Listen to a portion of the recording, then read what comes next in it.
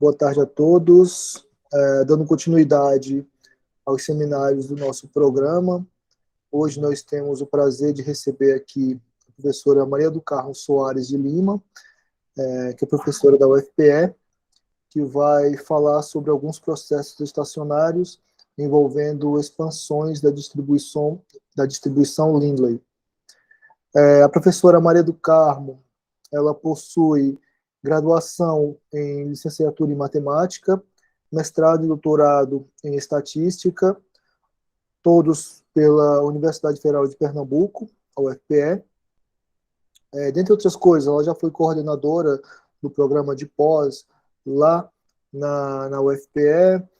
Atualmente ela é vice-coordenadora do programa de pós, junto com o professor Pablo, que já foi daqui do PIPGES, e ela foi super gentil em aceitar dar esse seminário para a gente hoje.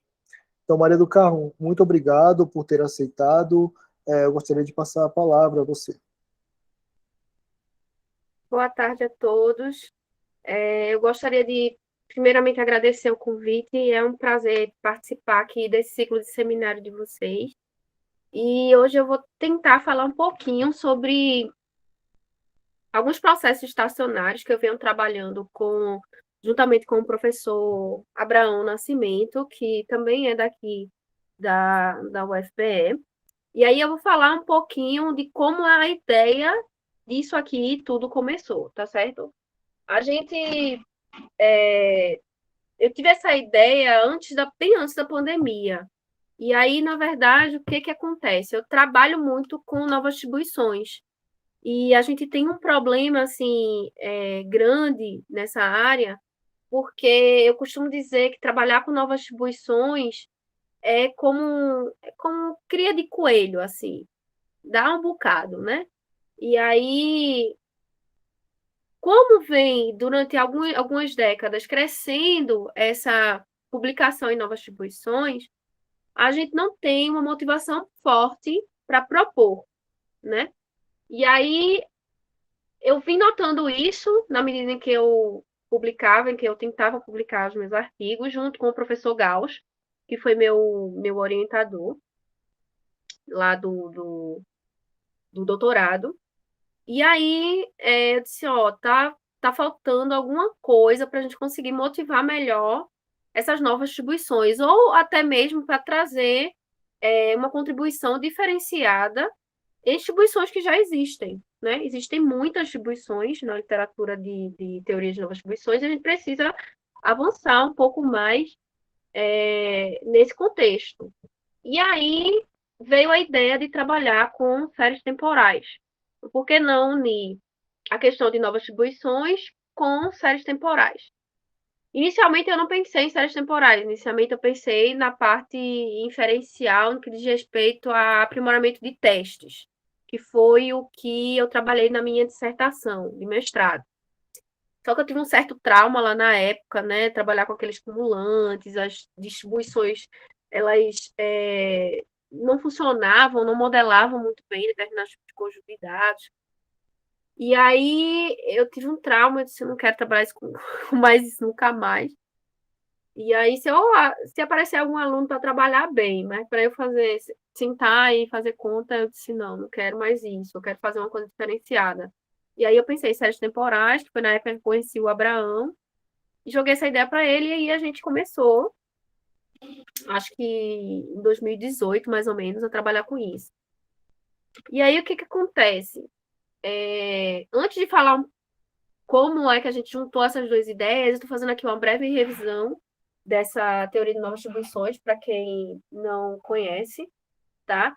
E aí, como eu tinha dito, ela ganhou um destaque muito grande nas últimas décadas, e a publicação de novas distribuições vem sendo muito vedada, sabe, pelos revisores, por conta realmente dessa questão de aplicabilidade, por que uma nova distribuição, por que adicionar novos parâmetros, você já tem distribuições com menos parâmetros que são tão adequadas quanto. E aí, durante essas últimas décadas, se propuseram, né, alguns geradores de distribuições. o exponencializado G, a beta G, a macho walking, a Kumaraslami, a gama, a odd log logistic, a odd log logistic G Poisson. Existem diversas aí, a McDonald's, que foram propostas durante essas últimas décadas. E aí, o que acontece? Por que durante essas últimas décadas se tinha essa visão de propor novas distribuições, né?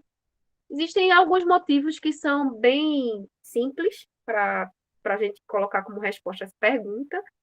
Seria a questão da bimodalidade, né? A gente sabe que com esse boom de Big Data, né? A gente tem muitos conjuntos de dados que são bimodais, às vezes até trimodais, né? Multimodais. E encontrar novas distribuições que tenham essa característica é difícil.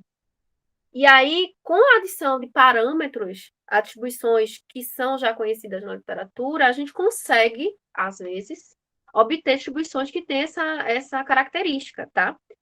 Só que o que é complicado quando a gente obtém bimodalidade é que a adição desses parâmetros vai dar problema para a gente, pode dar problema para a gente na questão de estimação e na questão de simulação. Né? Não, nem sempre é fácil, mesmo com o método da máxima verossimilhança, conseguir fazer uma estimação adequada para esses parâmetros. E, além disso, a forma da densidade da acumulada dessas novas distribuições ou desses novos geradores, ela se torna muitas vezes complicada. Envolve, às vezes, funções que são matematicamente mais complexas, como a função beta, a função gama, e aí isso traz para a gente algumas dificuldades. Uma outra questão, um outro ponto que pode servir como resposta a essa pergunta seria a questão da gente obter uma maior flexibilidade na função densidade e principalmente na função taxa de falha. Né? A função taxa de falha é extremamente importante para quem trabalha com análise de sobrevivência, que é onde o foco é maior, né, para essa parte de teoria de novas distribuições. E aí, quando a gente consegue uma flexibilidade maior, a gente vai conseguir fazer com que essa distribuição, esse gerador que está sendo proposto, ele tenha uma aplicabilidade maior em diversos campos da literatura, no que diz respeito à aplicação de conjunto de dados reais. E aí a gente consegue formas crescente, decrescente, a que a gente chama de banheira, a que a gente chama de banheira invertida, a que a gente chama em formato de N, né, que é crescente, decrescente, crescente, e por aí vai. E aí, junto com essas duas primeiras tentativas de resposta, a gente vê como consequência um desempenho superior na aplicação a conjunto de dados reais. Então, são 3 dos diversos pontos que eu poderia citar aqui que trazem como resposta o porquê propor novas distribuições. Então, durante décadas se propôs muitas distribuições com esse intuito, tá? Só que, o que acontece quando a gente propõe novas distribuições? A gente geralmente tem um roteiro. E esse roteiro, ele acabou sendo tão mastigado que chegou um ponto em que os revisores de artigos de revistas de alto nível começaram a se perguntar, tá, esse roteiro já está muito manjado, digamos assim. Por que propor essa nova distribuição? O que ela tem de nova? Qual a vantagem dela sobre tal distribuição? Então, por isso que a gente tem tido uma certa dificuldade agora de propor artigos que trazem novas distribuições. E o roteiro é exatamente esse que vocês estão vendo, né? A gente define a baseline, decide o gerador. A baseline seria a distribuição que já é conhecida na literatura para ser aplicada ao gerador. A gente encontra as funções densidade, acumulada, taxa de falha. Observa a flexibilidade dessa distribuição, desse gerador, no que diz respeito a esse formato que a densidade e a taxa de falha vai obter. A gente propõe algumas propriedades matemáticas, momento completo, função geradora, função quantílica. A gente usa alguns métodos de estimação, e o mais usual é o método de máxima verossimilhança. Em geral, a gente não usa o método dos momentos, porque essas distribuições que são propostas, elas não trazem consigo os momentos em forma fechada, em geral. Tá? E aí a gente faz um estudo de simulação com ou sem censura. E, por último, a gente faz uma aplicação a conjunto de dados reais, tá certo? Então, em geral, o que a gente faz em teoria de novas distribuições é isso. Muito raramente a gente vê algo mais aprofundado como um estudo diagnóstico ou até mesmo um estudo de regressão, tá? Isso é pouco feito. E, além de fazer essa questão da aplicação a dados reais, a gente, às vezes, faz um teste de hipótese para reforçar essa importância da adição do parâmetro adicional ou dos parâmetros adicionais. E essa última parte, que é o estudo de regressão com aplicação, vocês vão perceber que quase nunca é feito, tá? E aí a gente precisa inovar, tá? Para poder conseguir uma publicação em revistas de alto nível. E aí, o que a gente pensa em fazer quando a gente chega nessa barreira, né? Tratar a teoria de novas distribuições através do uso de análise diagnóstico, testes temporais e aperfeiçoamento de testes. Esses são 3 pontos de alguns que eu posso citar, tá? Análise diagnóstica eu venho trabalhando já há algum tempo, junto com os alunos doutorandos aqui da UFPE.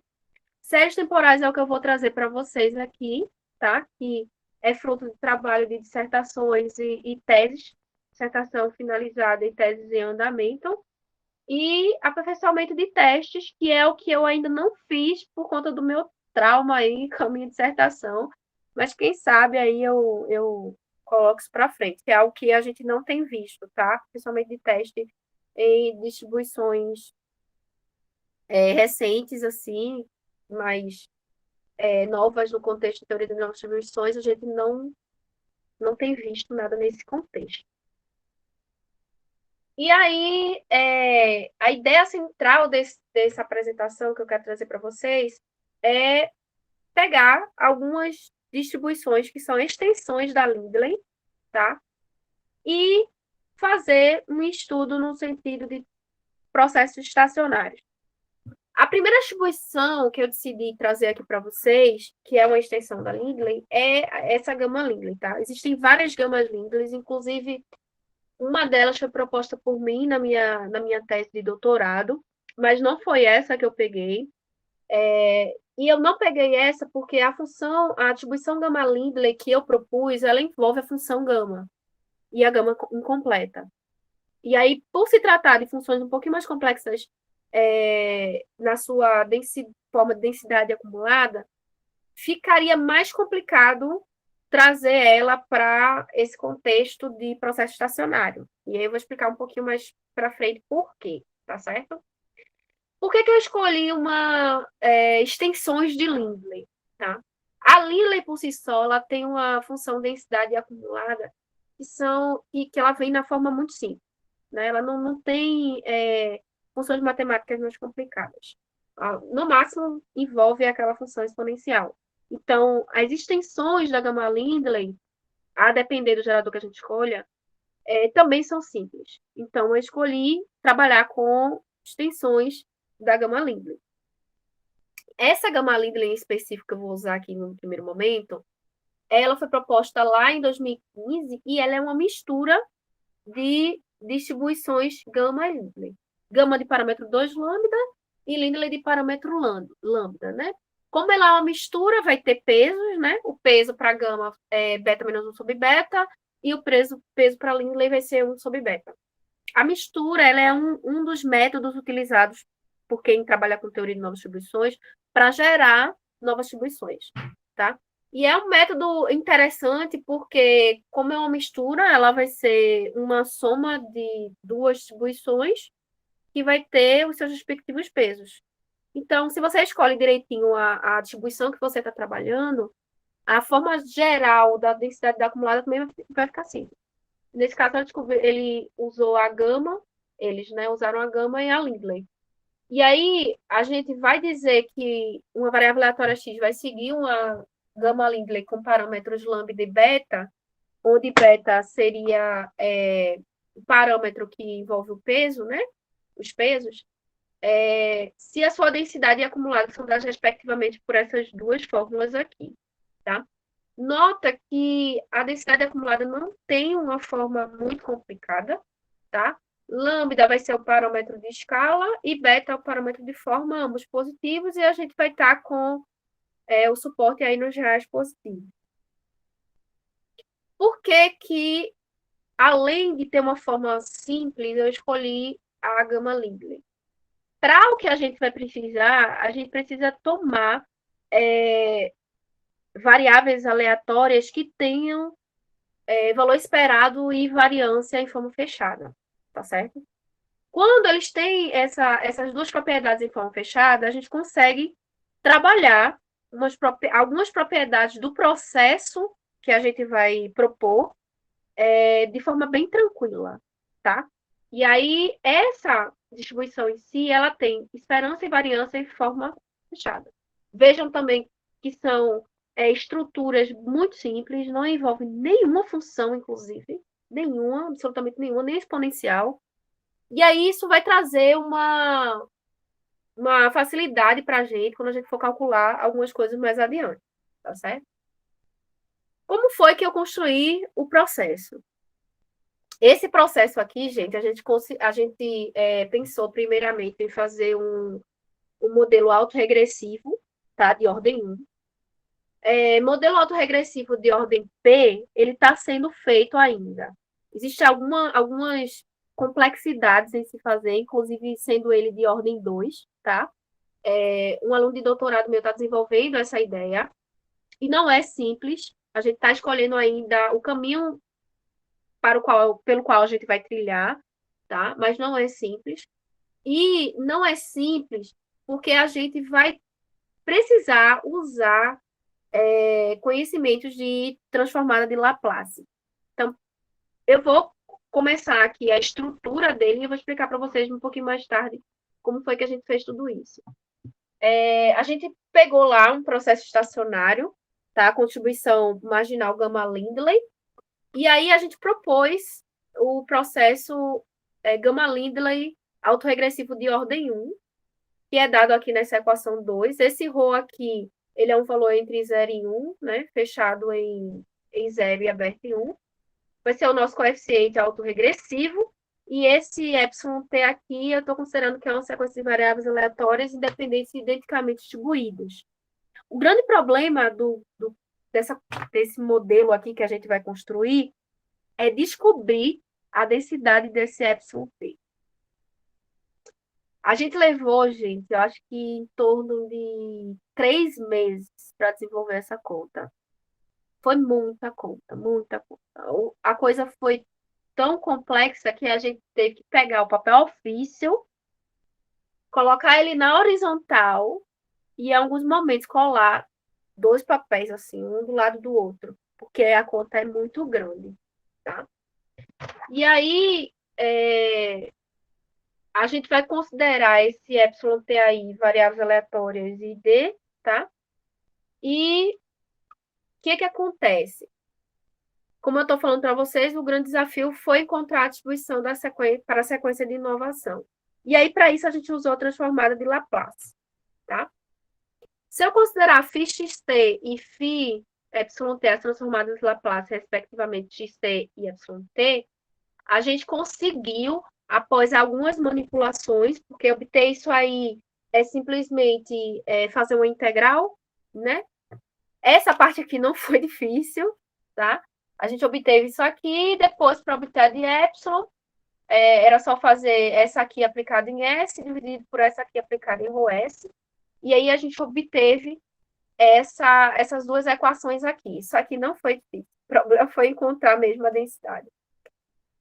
E aí, a gente usou uma proposição que veio de um artigo da Coach e Popovic, tá? Eles propuseram o processo autorregressivo de ordem 1 da Lindley. Então, a gente está propondo aqui o modelo autorregressivo de ordem 1 da gama Lindley, tá? Tem um parâmetro a mais. Então, a gente queria ver como é que se comportava isso. E aí, essa proposição vai garantir para a gente que a distribuição aproximada da sequência epsilon t é uma mistura de uma distribuição contínua singular e uma absolutamente contínua. Ou seja, a distribuição ela vai ser aproximadamente dada dessa forma. Esse delta aqui é a função delta de Dirac, e essa G aqui é o nosso objetivo, é o que a gente quer encontrar. E aí, depois de muita conta, como eu falei para vocês, uns 2 ou 3 meses aí de conta, a gente conseguiu obter a nossa densidade dessa sequência aí, dada dessa forma, tá? Inicialmente, a gente dividiu aqui por A mais B mais C para normalizar a coisa e forçar isso aqui a ser uma mistura. Mas depois a gente conseguiu mostrar que A mais B mais C dava 1. Então, nós nem precisava fazer isso. Por que que a gente colocou isso nesse formato? Se vocês notarem aqui, a gente tem um lambda EA menos lambda x, que é uma densidade de um exponencial de parâmetro lambda. Aí a gente tem um lambda ao quadrado x EA menos lambda x, que é uma densidade de uma gama 2 lambda.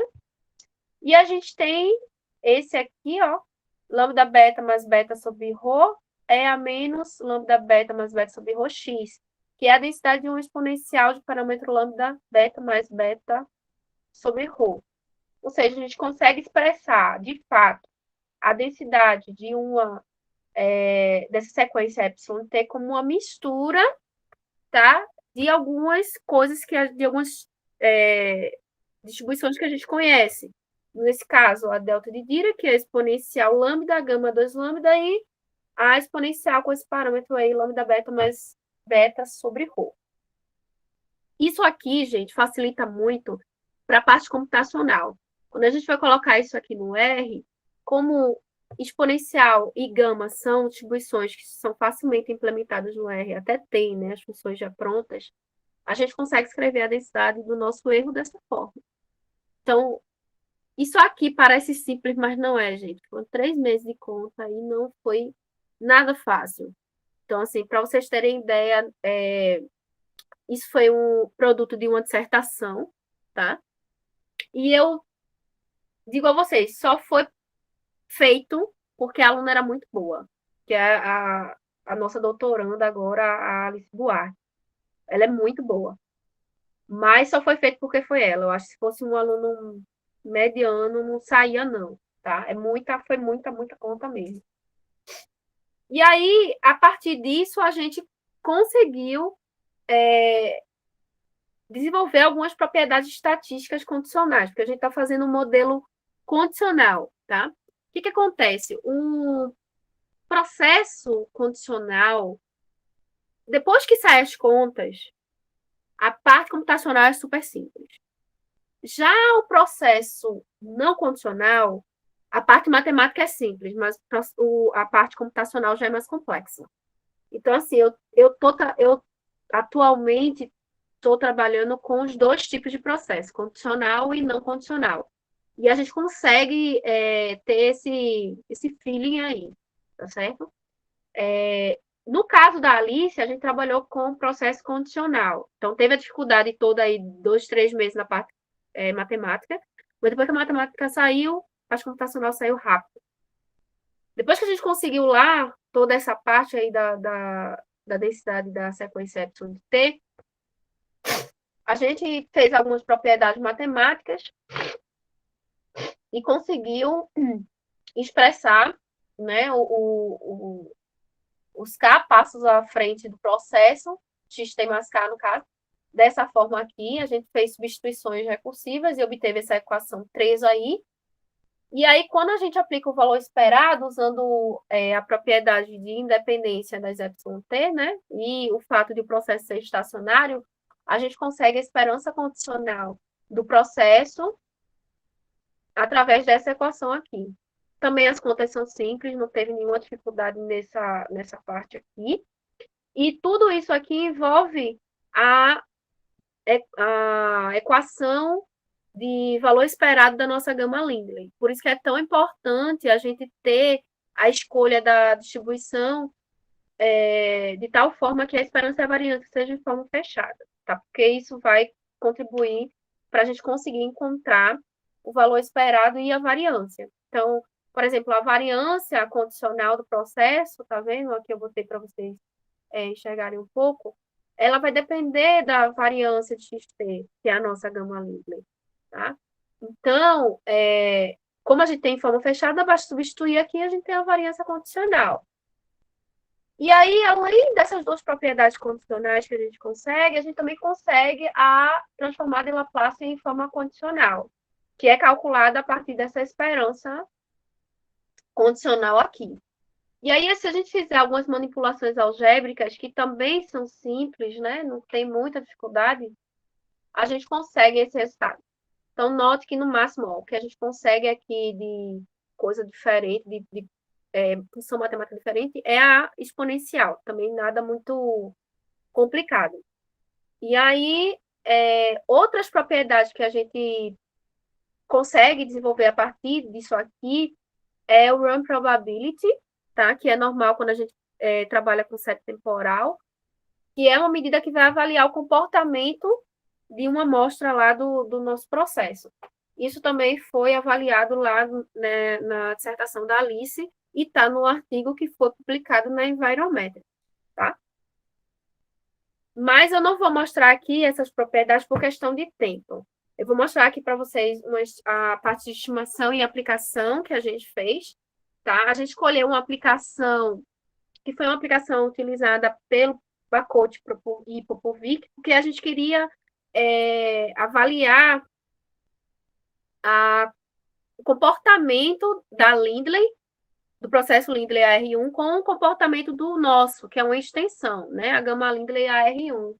E também usar alguns outros processos que são semelhantes ao Lindley para poder dar uma comparada, né, com a nossa proposta. E aí a gente usou alguns aqui. O método utilizado de estimação foi o método de máxima verossimilhança. A gente usou o não gaussiano também, mas por questão de tempo eu também não vou mostrar para vocês aqui.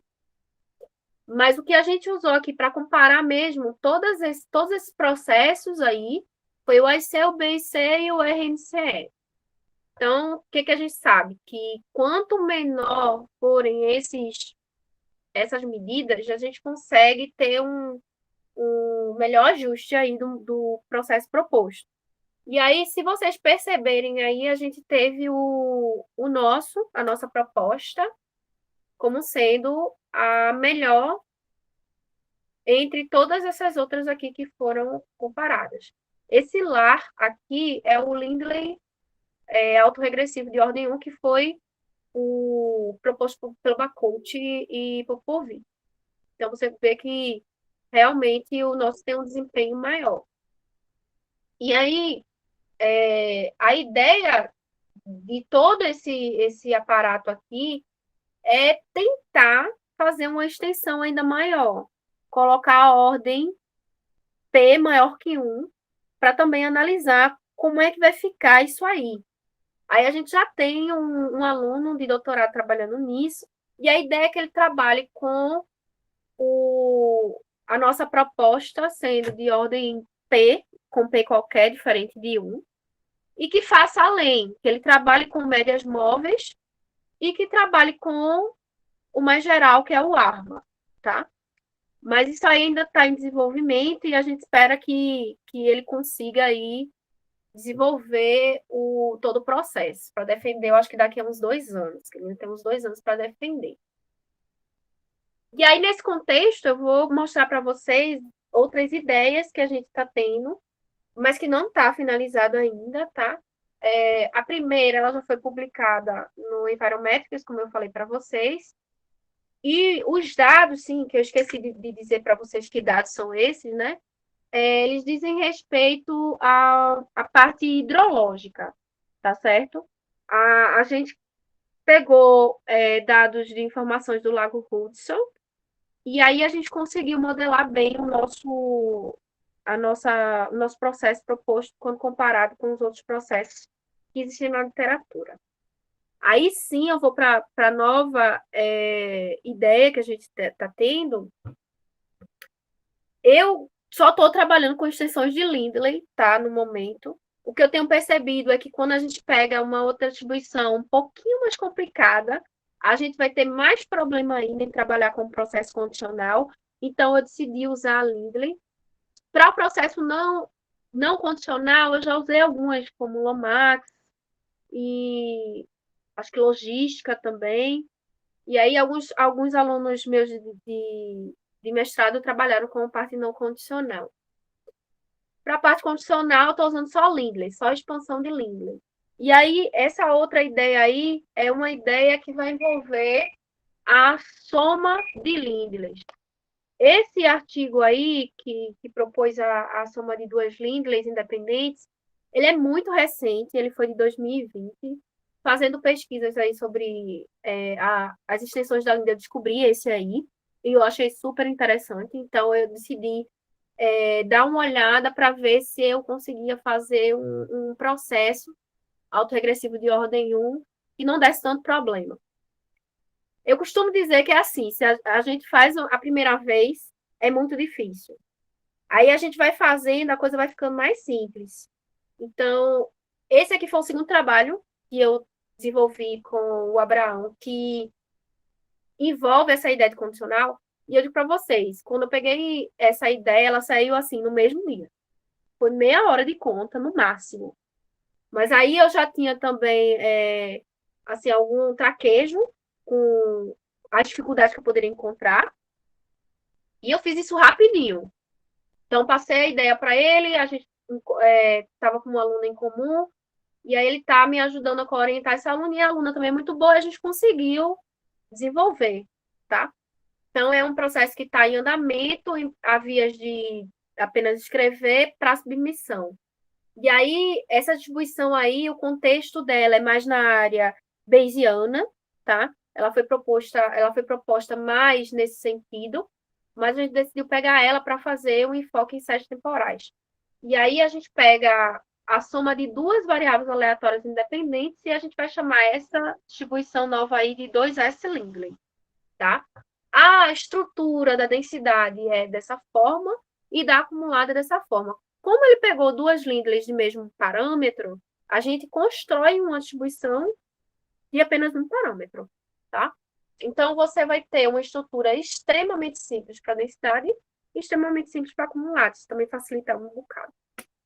E aí, essa distribuição, novamente, ela precisa ter esperança-variância em forma fechada, e ela tem.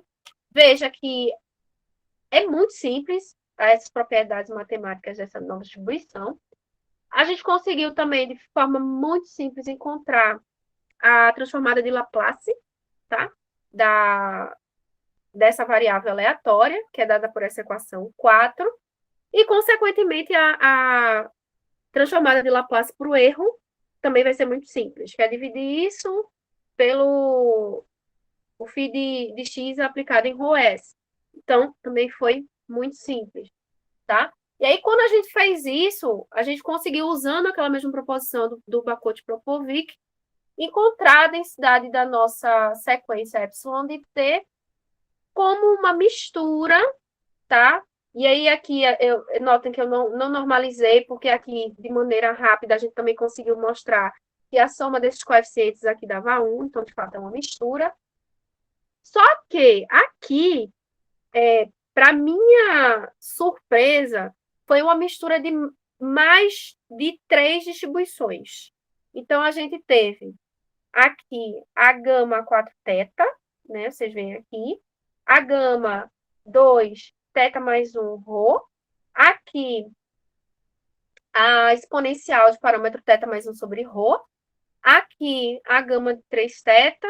A gama de 2 teta. A exponencial de parâmetro teta e a delta de Dirac, né, que sempre aparece. Então, são várias distribuições. Assim, dificuldade em termos de implementação computacional nenhuma, né? A gente só vai ter mais distribuições para computacionar, colocar lá. Mas, assim, tudo tranquilo. E o que eu venho percebendo, que eu tenho trabalhado muito com a expansões de Lindley, é que quando a gente vai obter a mistura, sempre é gama exponencial.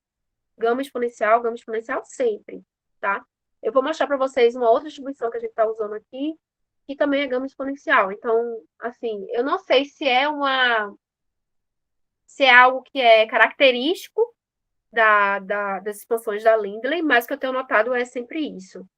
Gostaria muito de propor uma proposição, um teorema que dissesse que qualquer processo AR de ordem 1 vai ter uma mistura aí que vai envolver gama exponencial, mas ainda não estou nesse nível. Vamos ver se a gente consegue depois. Nesse 2S Lindley, a gente está tentando ver se consegue fazer uma aplicação em termos econômicos. Eu acho que a gente vai conseguir, tá certo? Mas está a vias de finalizar e a gente vai publicar, acho que provavelmente no Environmetrics de novo, se for aceito, né? Uma outra distribuição que a gente está trabalhando, que também é com um doutorando, é essa X-Lindley. Tá? Essa X-Lindley também é recente, não me falha a memória, eu acho que é de 2020 também, ou 2021, não lembro muito bem. Ela também tem uma estrutura super simples na densidade não acumulada, vejam que não envolve nada muito complicado, tá? E, novamente, esperança e variância em forma fechada. Quando comparada com a 2S, ela tem uma estrutura um pouquinho mais robusta, né? Mas ela também não tem nada demais assim. Vejam que ela só tem um parâmetro, então também facilita muito a nossa vida. A questão da transformada de Laplace também foi feita muito rapidamente. A integral, ela teve maiores dificuldades, a gente fez na mão mesmo. Nenhuma delas, tirando a gama Lindley, nenhuma delas precisou de suporte computacional. A gente conseguiu fazer na mão. Deu um trabalho, mas a gente conseguiu fazer. E aí a gente usou novamente a proposição lá do Bakod-Popovic. E para essa distribuição, a gente conseguiu uma mistura, tá, da delta de Dirac, a exponencial com esse parâmetro aqui, a gama 2θ e exponencial θ. Então, novamente, mais uma distribuição que a gente consegue uma mistura apenas com distribuições exponencial e gama. Então, não teve absolutamente nenhum outra que eu tenha tentado que tenha dado algo diferente disso, tá? Então, eu acredito que é um padrão das extensões da Lindley, mas não consigo dizer. Eu estou trabalhando com outras distribuições, que é a diferença de duas Lindleys independentes. Estou trabalhando com a nova generalização da Lindley, e todas essas também, até agora, só tem mostrado misturas de distribuições exponencial e gama, tá? E aí, aqui eu trouxe algumas referências para vocês. Essa aqui é uma referência de uma dissertação da Tatiane Fontana. A Tati, ela fez uma dissertação que envolveu a parte de séries temporais nessa distribuição aí, que é a burdose unitária. Ela fez um processo, não me falha a memória, não condicional, e a partir daí foi quando a gente começou a pensar em trabalhar com a parte não condicional também. Para a parte condicional, que eu estou colocando aqui para vocês, tem a referência que é do Bakod-Popovic, que é onde ele fez o modelo autorregressivo de ordem 1 da Lindley. E essa aqui é a central, que é a dissertação da Alice, que foi minha aluna, que é minha aluna, para o processo autorregressivo de primeira ordem da gama Lindley, que foi o primeiro exemplo que eu dei para vocês. Os outros dois ainda estão em vias de escrita para ser submetido em revista de algum periódico interessante aí. Mas no mais é isso. Eu espero que eu não tenha sido muito atropelada. Falei um pouquinho rápido para dar tempo da gente planar o que eu queria mostrar aqui. E, mais uma vez, eu queria agradecer a vocês aí o convite. E sintam-se à vontade se tiver alguma dúvida, algum questionamento, alguma crítica. Muito obrigado, Maria do Carmo. A apresentação foi ótima, muito esclarecedora. Então, obrigado mais uma vez. E vou abrir para perguntas e comentários. Caso alguém queira fazer. A Daiane levantou a mão. Daiane, fique à vontade. Olá, Maria, obrigada pela apresentação, muito didática. Na verdade, são duas perguntas, né? Você trouxe vários casos de novas distribuições que acabam sendo casos gerais de distribuições mais simples e que também flexibilizam, né? A gente entende que ela, como você falou, pode ser bimodal e tal, então são distribuições que são mais flexíveis do que as distribuições mais simples. E aí você também comentou que aqui você, por enquanto, considerou um autorregressivo de ordem 1, mas a ideia também é aumentar essa ordem. Aí uma pergunta mais prática, né? No dia a dia mesmo, a pessoa tem um conjunto de dados para analisar e tem essa vasta quantidade de distribuições mais flexíveis, distribuições mais simples, modelos de diferentes ordens. Como vocês aí estão escolhendo isso, né? De fato, ajusta todos os modelos e compara via critérios de seleção? Ou vocês têm uma outra sugestão, né? Tipo, olha, com qual modelo eu vou mesmo, né? É uma pergunta mais prática. Aí uma outra, só para já depois completar a segunda, você sempre tem a preocupação de encontrar pelo menos a esperança condicional e a variância condicional. Eu imagino que isso seja bastante útil para você fazer predições de observações novas. Vocês têm testado o desempenho dessas novas distribuições comparada com distribuições mais simples, justamente para predição? Né? Eu estou aqui no XN, vou fazer a predição para o XN mais um número de passos. Vocês estão fazendo esse tipo de análise ou ainda não? Obrigada, Daiane. Muito, muito boa, muito pertinente suas perguntas. Quanto à primeira pergunta, que é a questão de a gente... Como é que a gente lida, né, com novas distribuições na escolha, na hora de escolher? Então, o que acontece? Digamos que eu tenho um conjunto de dados que eu sei que ela é bimodal, tá? Então, o que eu vou fazer? Eu vou tentar propor distribuições que sejam bimodais. Isso não é fácil, tá? Em geral, a gente não consegue fazer isso. Na minha vida, eu só consegui 2 vezes. Já tem um tempo que eu trabalho com isso, e trazer a bimodalidade para essa questão de novas distribuições é muito complicada. Então, a gente usa algumas plataformas computacionais do R para tentar ir mudando os valores do parâmetro e fazer encontrar aquela bimodalidade. Outra coisa que a gente tenta fazer é, digamos que eu plote o tt-plot da distribuição do conjunto de dados e eu vejo que ele é decrescente. Então, eu procuro propor algo que tenha uma taxa de falha decrescente. Se é banheira invertida, eu tento propor uma que tenha banheira invertida. E a comparação ela é feita com distribuições que tenham essa mesma característica para fazer sentido. Né? Então, se eu tenho um tt-plot que é banheira invertida, eu vou pegar distribuições que tenham essa característica e vou propor uma distribuição que tenha essa característica para fazer sentido. Então, são alguns artifícios que a gente usa. Em geral, existem 2 vias.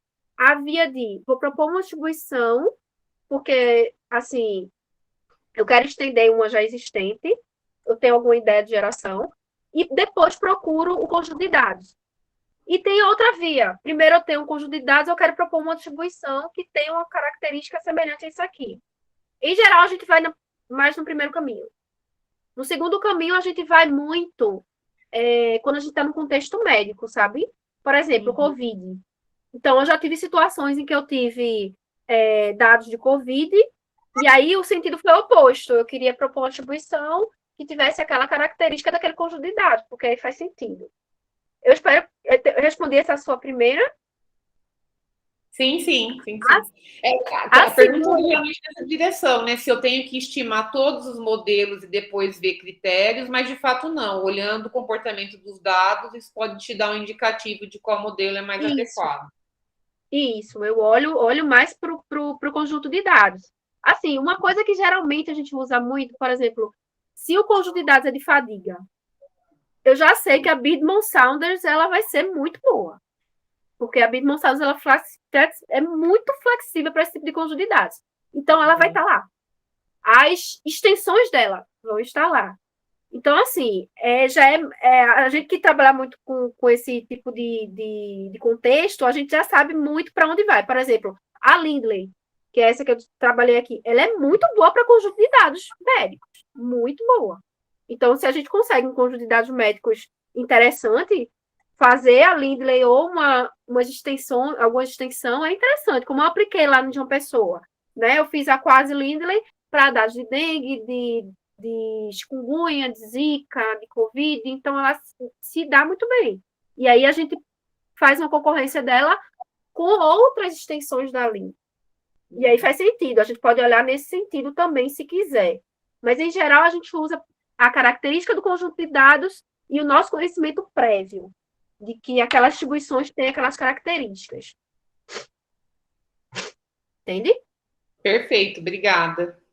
A segunda pergunta que você fez, a questão da predição, a gente tem feito sim. Nesse artigo nessa dissertação da Alice, a gente faz um estudo com a Lindley, o Lindley AR1.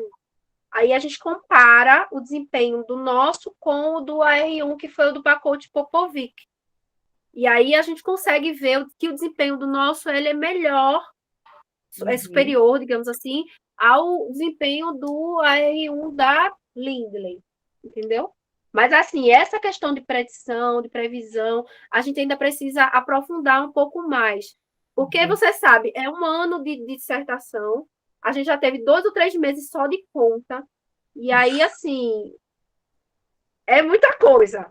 Mas É a gente muito está trabalhando coisa mesmo, né? De repente, passar para um aluno próximo que vem, a gente realmente tem que fazer o projeto caber no tempo que a gente precisa, mas é super interessante. É verdade. Obrigada. Obrigada, Maria. Ok, obrigado, Daiane. Bom, Mário tinha levantado a mão, não sei se... Mário. Foi. Oi, Mário do Carmo, tudo bem? Tudo bom, professor. Obrigado por aceitar o convite. Parabéns pelo seu trabalho, pela apresentação de hoje. Tá? Eu tenho 2 perguntas. A primeira, eu entendi que você obtém uma aproximação da função densidade do erro epsilon. Certo? E certo. como que você avalia a qualidade dessa aproximação? Professor, a gente não chegou exatamente a estudar a qualidade dessa aproximação.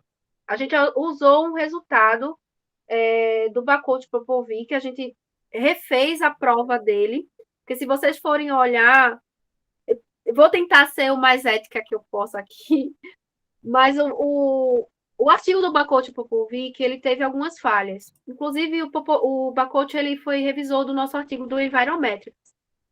E aí, a gente conversou com ele depois de estar trabalhando com ele, teve algumas falhas matemáticas no artigo dele, e foi publicado numa revista de alto nível. Não sei como foi que isso passou. E aí, a gente foi verificar a propriedade de propriedade, e a gente conseguiu mostrar que, de fato, essa proposição era válida. Agora, em termos de qual a ordem de aproximação ou até que ponto isso vai, a gente não chegou a estudar. A gente só mostrou que realmente é próximo, mas não chegou a fazer isso aí que o senhor está falando, porque realmente não teve tempo, não houve tempo. Tá bom. A segunda pergunta é, na sua aplicação, a estimativa do parâmetro ρ é próxima de 1. Isso. Aí a minha pergunta é se ρ igual a 1 significa algum caso particular de interesse, se faz sentido testar um modelo. Porque não faz sentido a gente colocar ρ igual a 1. Né? Ele é o parâmetro autorregressivo e, pela definição do nosso processo, é fechado em 0 e aberto em 1.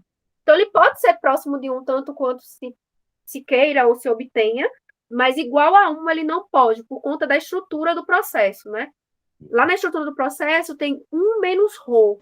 Se você faz ρ exatamente igual a 1, o termo que está junto do 1 menos ρ, que eu acho que é o x menos 1, não lembro agora, ele some. Então, a estrutura do processo é desmontada. Aí não faz sentido. Tá bom. Obrigado, Mário. Só complementando o comentário do Mário, no caso, se o rho for igual a 1, você cai num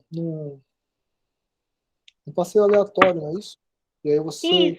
Isso. Eu acho Não faria que, sentido para a nossa proposta, né? mesmo, por exemplo, tá, tudo bem, o intervalo paramétrico é esse, o espaço paramétrico é esse, ok, mas as estimativas começam a ficar mais problemáticas, não é? À medida que o rho vai se aproximando de Isso. 1. Isso, ficam bem mais problemáticas. E a gente teve inicialmente algum problema nessa parte de estimação do rho.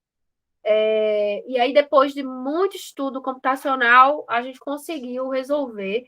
Só que dá muito próximo de 1, muito, vocês viram, né? 0,999, eu acho. E aí, quanto mais próximo de 1, mais a gente tende a um passeio aleatório. Mas aí a gente conseguiu fazer ele ser diferente de 1, e aí foi tranquilo, conseguiu submeter o artigo, conseguiu aprovar, depois de poucas correções, ele foi aceito e foi publicado recentemente. Não sei se foi no final do ano passado ou foi início desse ano, não lembro agora. Mas foi punk, né? Foi bem complicado. Uma outra curiosidade minha é que você cai numa misturazinha, né, que é de um ponto de massa Isso, com uma densidade. isso, Claro, os bayesianos usam muito esse tipo de distribuição como um a priori, né, principalmente para seleção de variáveis, isso. tal, são o que eles chamam de É, os famosos Spike and Slab, que a Daiane adora, tal.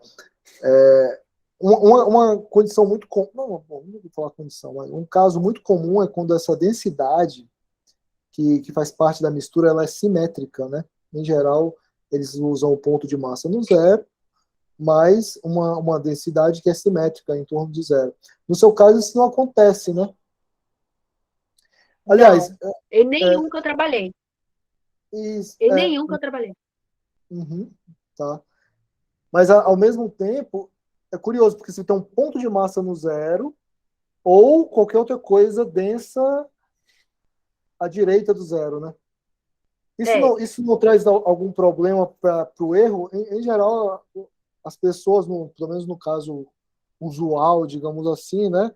Mais comum, convencional que nós estamos acostumados, que são os modelos de Box Jenkins e Racer, o erro ele é uma variável aleatória com média nula, né? Então ele pode isso, assumir valores positivos e negativos. No seu caso, você só assume valores não negativos, correto? isso. Não negativos. Isso chega a ser problemático para você? Traz algum dificultador? Não? E você fala em termos computacionais? Não. Em termos Não, né? computacionais, a gente não teve. Não teve nenhum problema. Como eu falei, o problema maior da gente foi encontrar essa densidade. Uhum. Depois de muita manipulação algébrica, foi que a gente conseguiu essa densidade. E aí, a parte computacional que envolveu a gente encontrar, fazer predição, previsão, encontrar um banco de dados, tudo isso não foi complicado. O que deu mais trabalho mesmo foi a parte algébrica. Agora, o que complicou, que assim, quase passou assim muito de raspão lá no artigo, é porque o conjunto de dados que a gente escolheu, ele é antigo. E aí os revisores queriam algo um pouco mais novo. Só que aí você sabe, o pouco tempo que a gente teve, não deu tempo para a gente tentar algum conjunto de dados mais novo. E aí eu estou fazendo isso agora com a soma e a diferença das Lindleys com algo mais atual, sabe? E aí a ideia da Uhum. gente é colocar mais no contexto econômico, até por conta do run probability, que dá para usar também no contexto econômico. Então a gente une o útil ao agradável, sabe? Mas em termos Uhum. computacionais a gente não teve muito problema. O que a gente conseguiu notar é que quando a gente compara o método máxima verossimilhança com o não gaussiano, às vezes, na maioria dos casos, o não gaussiano ele é melhor, sabe? No contexto de estimação. Mas em contexto assim de mais geral da parte computacional, não tivemos muito problema, não. Legal. Perfeito. Para mim tá muito claro. Alguém mais quer fazer alguma pergunta? Algum comentário? Excelente. Então, Maria do Carmo, muito obrigado pela gentileza mais uma vez. Vou interromper aqui a gravação. Só um minuto. Eu que agradeço.